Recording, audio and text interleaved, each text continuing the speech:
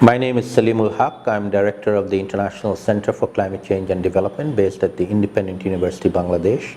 And I'm going to talk about our activities on capacity building, particularly in the context of the United Nations Framework Convention on Climate Change.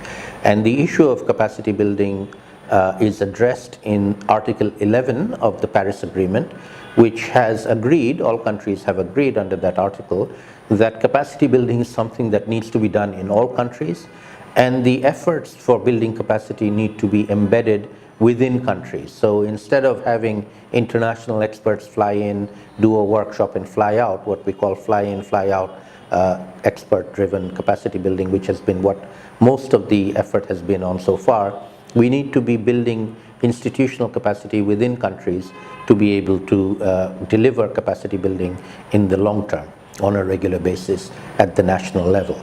And one of the major activities that we are involved in is involving universities in performing this task, and particularly universities in the least developed countries. So we have a consortium called the Least Developed Countries Universities Consortium on Climate Change, or LUCCC, or LUC for short, where we are involved in doing this at the national level.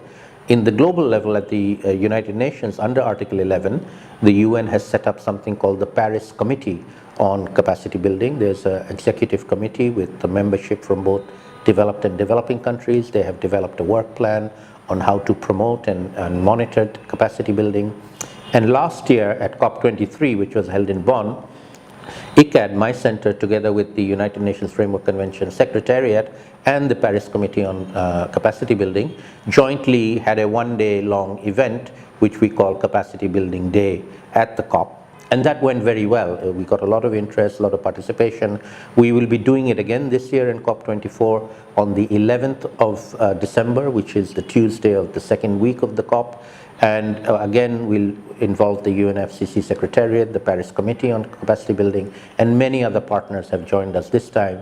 And we hope that that one-day event will be a major event in trying to bring together people who are working on capacity building, either funding it, supporting it, or doing it themselves, and particularly promoting South-South cooperation and South-North cooperation. So basically triangular South-South-North cooperation to be able to enhance and speed up capacity building to tackle climate change, both mitigation as well as adaptation. So if you're going to be in COP, please come to our event on the 11th of December.